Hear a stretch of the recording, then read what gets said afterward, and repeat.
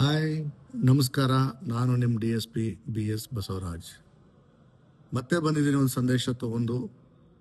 ಇತ್ತೀಚಿನ ದಿನಗಳಲ್ಲಿ ನೀವು ಬ್ಯಾಂಕಿಗೆ ಹೋಗಬೇಕಾದ್ರೆ ನಿಮಗೆ ಗೊತ್ತಿರಲಾರ್ದೇ ಹಿಂದ್ಗಡೆ ಜನ ಫಾಲೋ ಮಾಡ್ತಾ ಇರ್ತಾರೆ.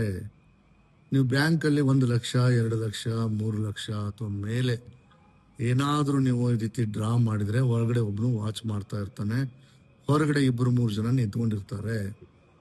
ಹೊರಗಡೆ ಬಂದ ತಕ್ಷಣ ನಿಮ್ಮ ಬ್ಯಾಗನ್ನು ಎಲ್ಲಿಡ್ತೀರಿ ನಿಮಗೆ ಗೊತ್ತಿರಲ್ಲ, ನೀವು ತೊಗೊಂಡಿದ್ದು ಯಾರಿಗೂ ಗೊತ್ತಿಲ್ಲ ಅಂತ ತಿಳ್ಕೊಂಡಿರ್ತೀರಿ. ಬಟ್ ಅವರು ನೀವು ಏನು ಎಲ್ಲಿ ಪಾಕೆಟಲ್ಲಿ ಹಾಕ್ತೀರಿ, ನಿಮ್ಮ 2 ವೀಲರ್ ಪಾಕೆಟ್ ಇರ್ಬೋದು, ಅಥವಾ ಕಾರಲ್ಲಿ ಹಿಂಬದಿ ಇಡೋದು, ಅಥವಾ ಮುಂದೆ ಡ್ಯಾಶ್ ಬೋರ್ಡ್ ಇರೋದು ವಾಚ್ ಮಾಡ್ತಾರೆ. ಮುಂದೆ ಬಂದು ಬೈಕನ್ನ ಅಡ್ಡ ಹಾಕ್ತಾರೆ. ಅಡ್ಡ ಹಾಕಿ ಏನೋ ಬಿದ್ದಂಗೆ ಮಾಡ್ತಾರೆ, ಅಥವಾ ನೀವು ಇಳಿದು ಹೋಗೋ ಪರಿಸ್ಥಿತಿ ಬರೋದು ಆ ರೀತಿ ಕ್ರಿಯೇಟ್ ಮಾಡ್ತಾರೆ. ಅಥವಾ ನೀವು ಬೈಕಲ್ಲಿದ್ದರೆ ನಿಮ್ಮ ಮೈ ಮೇಲೆ ಏನಾದರೂ ತುರಿಕೆದ ಒಂದು ಪೌಡರ್ ಹಾಕ್ತಾರೆ. ಇಲ್ಲ ಅಂತಂದರೆ ನಿಮಗೆ ಅಟೆನ್ಷನ್ ಈ ರೀತಿ ಡೈವರ್ಟ್ ಮಾಡ್ತಾರೆ, ನಿಮ್ಗೆ ಗೊತ್ತೇ ಆಗಲ್ಲ.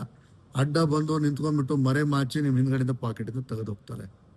ಈ ರೀತಿ ಸುಮಾರು ಅಫೆನ್ಸ್ಗಳು ಆಗ್ತಾ ಇದ್ದಾವೆ.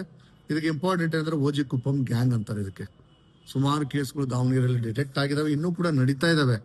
ಯಾಕೆ ಎಚ್ಚರ ವಹಿಸಕ್ಕೆ ಹೇಳ್ತಾ ಇದ್ದೀನಿ, ನೀವೆಲ್ಲ ಫಾರ್ಮರ್ಸ್ ಆಗಲಿ, ಬಿಸ್ನೆಸ್ ಮೆನ್ ಆಗಲಿ, ಅಥವಾ ಬೇರೆ ಯಾರೇ ಇರಲಿ, ನೀವು ಬ್ಯಾಂಕಿಗೆ ಹೋದಾಗ ಮನಿ ಡ್ರಾ ಮಾಡಿದಾಗ ಅದನ್ನು ಎಲ್ಲಿವರೆಗೆ ರೀಚ್ ಆಗಬೇಕು ಅಲ್ಲಿವರೆಗೂ ರೀಚ್ ಆಗೋವರೆಗೂ ನೀವು ವಿರಮಿಸಬೇಡಿ. ಅದನ್ನು ಮುಟ್ಟಿಸಿ ಮುಂದೆ ನೀವು ವಿಶ್ರಾಂತಿ ತಗೊಳ್ಳಿ.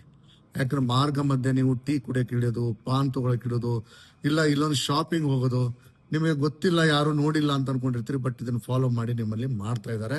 ಇದೊಂದು ಗ್ಯಾಂಗ್ ಆಕ್ಟಿವಿಟಿ ಆಗಿದೆ. ಸುತ್ತಮುತ್ತ ಈ ಕೇಸ್ಗಳು ರಿಪೋರ್ಟ್ ಆಗ್ತಾ ಇದ್ದಾವೆ. ದಯಮಾಡಿ ಇದನ್ನು ಶೇರ್ ಮಾಡಿ, ಎಲ್ಲರಿಗೂ ಕೂಡ ತಿಳಿಸಿ.